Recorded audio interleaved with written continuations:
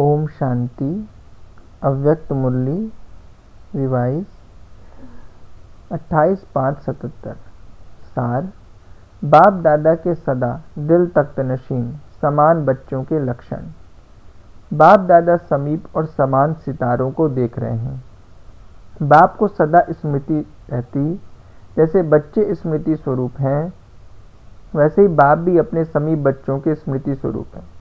जैसे बच्चे स्मृति स्वरूप होने से समर्थी स्वरूप का अनुभव करते हैं, बाप दादा भी स्वयं समर्थी स्वरूप होते भी समान बच्चों के सहयोग व स्मृति से स्वयं स्वरूप में और एडिशन हो जाती है।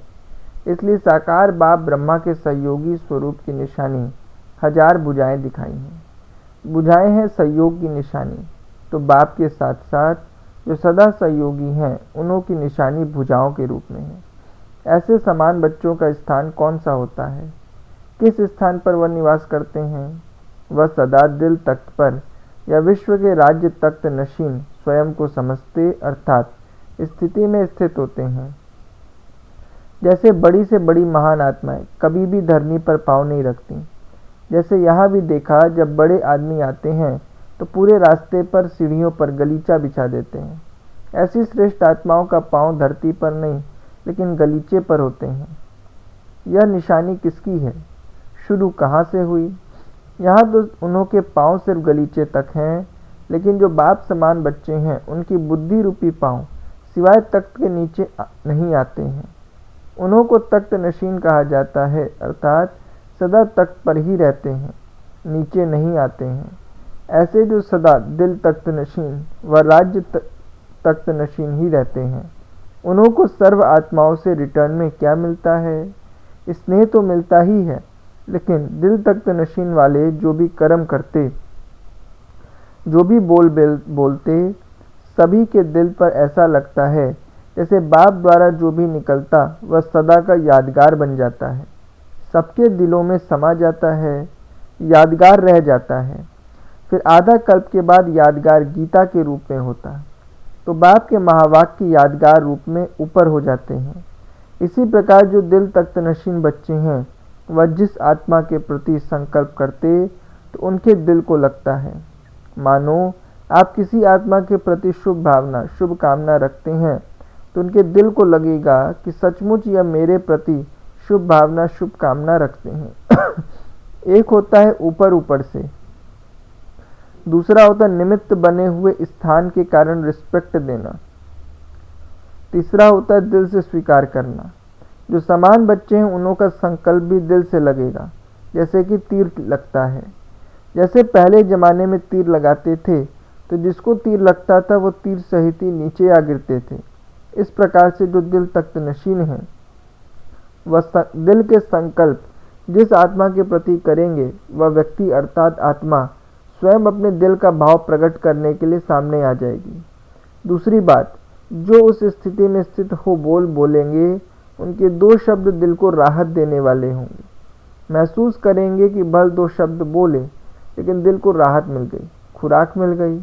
तीसरी बात, सदैव ऐसी आत्माओं को दूर होते हुए भी दिल से याद करेंगे। दिल से याद करने की निशानी क्या होगी? ऐसे अनुभव जैसे कि साथ समीप हैं, दूर नहीं हैं। ऐसे नहीं अनुभव करेंगे कि ये आबू में है, हम दूसरे देश में हैं। ऐसे समझेंगे कि सदा सम्मुख और साथ है। जैसे बाप को दिल से याद करते हैं तो क्या अनुभव होता है? दूर लगता है क्या? साथ का अनुभव होता है ना। इस प्रकार जो दिल तख्त नशीन बच्चे होंगे उन्हों का भी प्रैक्टिकल में रिटर्न दिखाई देगा। इसको कहा जाता है प्रत्यक्ष फल। चौथी बात, वह दिल तख्त नशीन होंगे। दिल तख्त नशीन कौन होते हैं? राजा होगा ना। जैसे कोई बड़ा होता है तो उसको सब अपना समझते हैं। छोटे जो होंगे वह बड़ों को अपना समझेंगे, मेरा है। तो दिल तख्त नशीन बच्चे की यही निशानी होती, जो हर एक उनको अपना बड़ा समझेंगे, अपनापन महसूस करेंगे। हमारे पूर्वज बड़े हैं, पूज्य हैं। यह शब्द कहने में भक्ति मार के हैं, लेकिन जैसे पूर्वज का नशा होता है ना, यह हमारे पूर्वज पूज्य हैं। इसी रीति से हर आत्मा जो भी संपर्क में है वह ऐसे महसूस करेंगे कि यही हमारे पूर्वज हैं, पूज्य हैं, अपनापन महसूस करेंगे। ऐसे दिल तख्त नशीन कितने बनेंगे? थोड़े ही होते हैं। यही अष्टरत्नों की विशेषता है, जो फिर 100 में नहीं होती। उनमें भी माँ बाप हैं, फिर भी उनमें नंबर तो है ना। तो जब पहले युग में भी नंबर हैं, तो जो और पीछे हैं उनमें भी नंबर होंगे। दादी जाती हैं विदेश सेवा पर, इसकी सबको खुशी है। क्यों? वैसे तो जाने में दूसरी लहर होनी चाहिए, लेकिन खुशी क्यों है? और विशेष खुशी की लहर है क्यों? विशेष सबको खुशी इसी बात की है, जो सभी बहुत समय से इंतजार कर रहे हैं कि कुछ होना है, कुछ परिवर्तन आना है। तो इस पाठ को देखते हुए सबके बुद्धि में कुछ नवीनता, परिवर्तन की भावना आ रही है। सभी को ऐसा लगता है जैसे कि ये जान ही रहे हैं, लेकिन कुछ समीप ला रहे हैं। कुछ परिवर्तन, नवीनता का नक्शा सामने आने से जाने का संकल्प उसमें समा गया है। सबकी बुद्धि में यही है कि अब कुछ परिवर्तन की भूमिका बन रही है। बहुत समय से सबको यह संकल्प में रहता है कि कोई नई बात अब होनी चाहिए। बहुत समय वही सीन चलती रही है, कुछ नवीनता होनी चाहिए।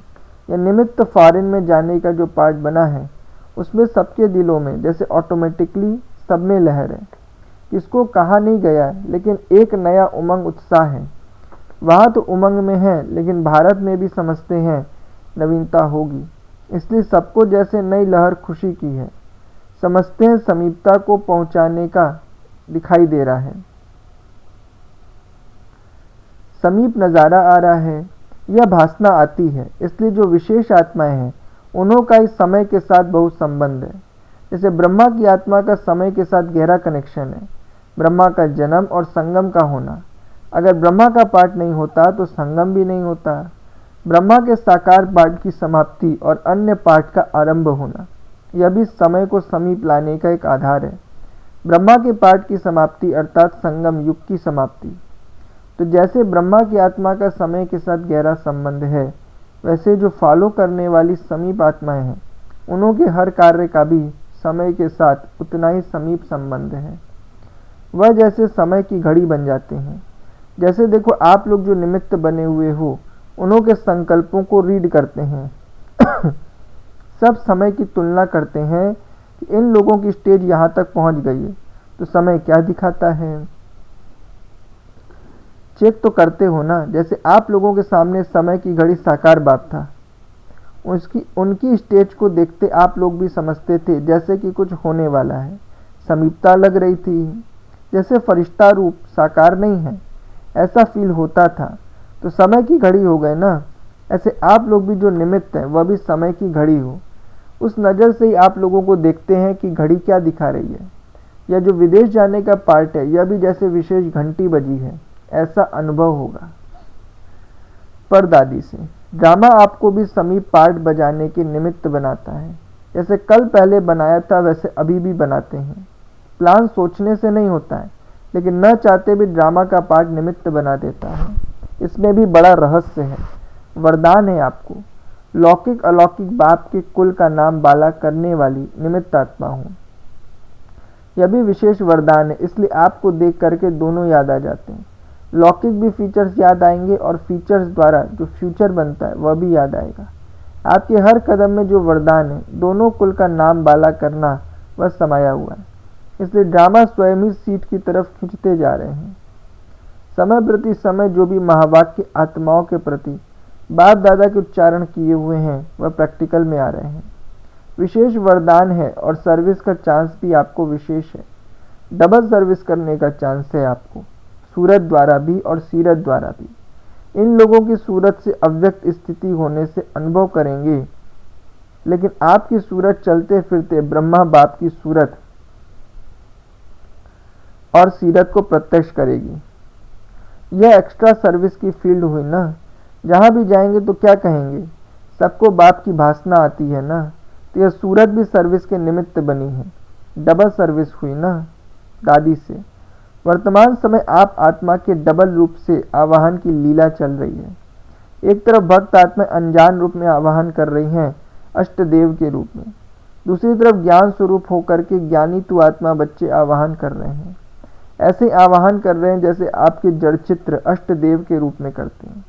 लेकिन वह अनजान है, इसलिए उन्हों को वह रस नहीं आता। लेकिन उन्हों को आवाहन से भी वरदान की अनुभूति की प्राप्ति का अनुभव होगा। डबल आवाहन हो गया ना। 2 मूर्तियां जा रही हैं, 3 मूर्तियां जा रही हैं, वह अष्ट ही जा रही हैं। यह भी एक विशेष लहर है ना, जो सब समझते हैं हम लोग भी जैसे साथ जा रहे हैं। इसका भी कारण यह स्नेह के समीपता की निशानी है। जो इतना समय ड्रामानुसार निमित्त बन पाठ बजाया है, उसका प्रत्यक्ष रूप रिटर्न स्वरूप देख रहे हैं। निमित्त बन पाठ बजाने की रिजल्ट सामने आ रही है। इस समय आप तीनों के पाठ में, जैसे ब्रह्मा का पाठ रचना का, विष्णु का पाठ पालना का, शंकर का पाठ विनाश का दिखाते हैं। है तो ड्रामानुसार, लेकिन हर एक के साथ विशेषता दिखाइए। तो अभी अभी बात देख रहे हैं, तीनों का विशेष गुण कौन सा है, आप कौन सी मूर्त हो। वर्तमान पाठ के प्रमाण तीनों का विशेष पाठ प्रैक्टिकल है। यह दादी तो निमित्त सर्व के उमंग, उत्साह और सेवा के फील्ड में नया मोड़ लाने के निमित्त आधार मूर्त बन जा रही है। तो यह आधार मूर्त हो जा रही है, और आपका दीदी सभी विशेष यह देख रहे हैं कि कितनी उद्धार मूर्त है, जो एक में दो को महसूस करते हैं। किसको निमित्त बनाना, यह उद्धार मूर्त है, और यह परदादी है उदाहरण मूर्त। उदाहरण दिखाया कि प्रैक्टिकल हम सब एक हैं। तो आधार मूर्त, उद्धार मूर्त और उदाहरण मूर्त तीनों की विशेषता हुई ना। इस समय प्रैक्टिकल पार्ट में जनक का पार्ट सेवा की सचली कौड़ी का चल रहा है। लंदन में दोनों ही सुदेश और जयंती सर्विस के निमित्त बनी हुई हैं। यह दोनों भी वर्तमान समय बहुत अच्छी स्टेज पर हैं। समझती एक साथ उंगली देकर सेवा को बढ़ाना ही है। इस समय अच्छी रफ्तार से सर्विस में मस्त आत्माएं दिखाई देती हैं। यह भी एक चारों ओर के वातावरण का प्रत्यक्ष रूप है। सबकी नज़र वहाँ है। अभी सबका शुभ संकल्प उस तरफ है। कुछ होने वाला है, वायुमंडल का प्रभाव है। संकल्प की सिद्धि का प्रत्यक्ष प्रमाण कैसे होता है? संकल्प किया और सिद्ध हुआ। वृत्ति और स्मृति द्वारा सेवा कैसे हो, उसके ऊपर कुछ रूढ़िहान की। समय प्रमाण वाणी के साथ साथ संकल्प अर्थात स्मृति और वृत्ति अर्थात शुभ भावना हो। इससे सर्विस बहुत अच्छी हो सकती है, क्योंकि सुना हुआ तो रिपीटिशन समझते हैं। जो ज़्यादा संपर्क में आत्माएं हैं वह पॉइंट को कॉमन समझती हैं, लेकिन नए रूप की सेवा का उन्हों को भी तरीका सिखाओ। जब तक स्वयं अनुभवी नहीं, तब तक कोई नई रूपरेखा चाहिए। नया अनुभव कराओ। संगठन में भी ऐसा सेवा का प्रोग्राम बनाकर कर सकते हो। विशेष लक्ष्य देकर बिठाओ, फिर उन्हों से अनुभव पूछो, बहुत अच्छा सुनाएंगे। इसे वाणी द्वारा सेवा का बहुत अनुभव किया है, जो आप लोग की रचना है। अभी सर्विस में जो एडिशन चाहिए वह संकल्प और वृत्ति द्वारा। उसके लिए प्लान्स बनाओ। जब मज़ा आएगा तब महसूस करेंगे हमारी नवीनता की चढ़ती कला है। इसे साइंस वाले कोई ना कोई इन्वेंशन करने में बिजी रहते हैं। इसी प्रकार से जो पॉइंट चल चुकी है उसकी गुहिता में नए रूप की इन्वेंशन करने के लिए अमृत वाले लक्ष्य ले बैठेंगे तो टच होगा। नई नई इन्वेंशन निकलेगी, जिससे औरों को भी नवीनता का अनुभव होगा। अच्छा वरदान, आगे पीछे सोच समझकर हर कार्य करने वाले ज्ञानी तू आत्मा त्रिकालदर्शी भव। स्पष्टीकरण, जो बच्चे त्रिकालदर्शी अर्थात तीनों कालों का ज्ञान बुद्धि में रख आगे पीछे सोच समझकर कर्म करते हैं, उन्हें हर कर्म में सफलता मिलती। ऐसे नहीं बहुत बिजी था इसलिए जो काम सामने आया वह करना शुरू कर दी। नहीं, कोई भी कर्म करने के पहले यह आदत पड़ जाए कि पहले तीनों काल सोचना है। त्रिकालदर्शी स्थिति में स्थित होकर कर्म करो तो कोई भी कार्य व्यर्थ व साधारण नहीं होगा। स्लोगन, अपने संतुष्ट और खुशनुमा जीवन से सेवा करो, तब कहेंगे सच्चे सेवाधारी। अपने संतुष्ट और खुशनुमा जीवन से सेवा करो, तब कहेंगे सच्चे सेवाधारी। अच्छा, ओम शांति।